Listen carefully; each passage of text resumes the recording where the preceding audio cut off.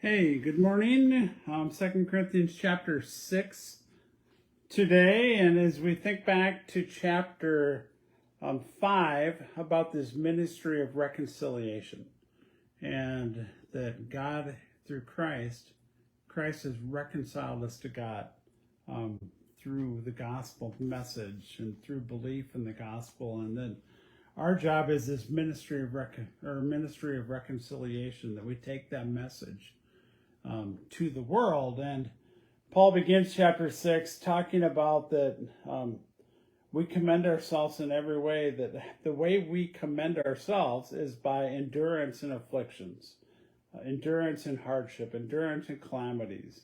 It's through beatings, imprisonment, and riots, sleepless nights, hunger. So through the hard times that Paul specifically has gone through and that the early church went through. And then he says, we also do it through purity, through knowledge, patience, kindness, excuse me, pardon me, the Holy Spirit, genuine love, truthful speech, righteousness, honor. And Paul says, hey, we commend our faith by being different than the world, by handling hardship differently, by living lives of purity, living lives, a lot of the fruit of the Spirit is mentioned here, with truthful speech. That's how we live our lives. And then in verse 14, he says, do not be unequally yoked with unbelievers. For what partnership has righteousness with lawlessness? And goes on to kind of describe this. This verse has been used a lot.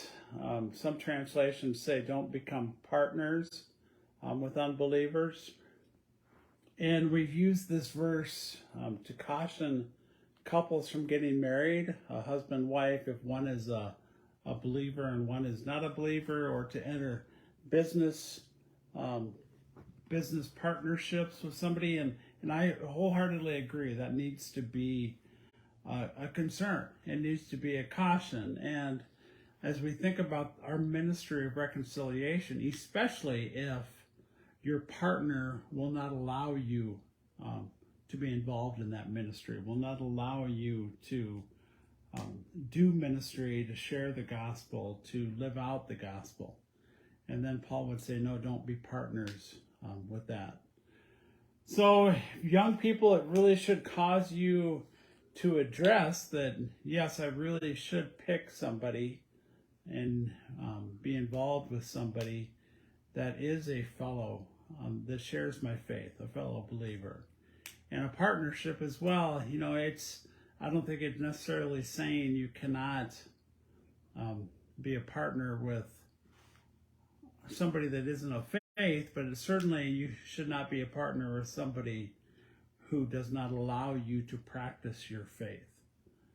Who would inhibit that, who would do shady things that would speak poorly to your faith. So just a good reminder of what our ministry of reconciliation looks like, and that we shouldn't be involved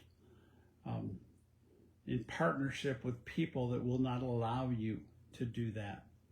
And that we need to commend ourselves by living it out, by how we go through difficulties and living lives of purity and kindness and patience and love. So we'll get into 2 Corinthians chapter 7 tomorrow. I pray the Holy Spirit is leading and guiding you as you read his word. I'd love to hear what you're learning, if you want to share that in the comments. But we'll see you on here tomorrow. God bless. Have a great day.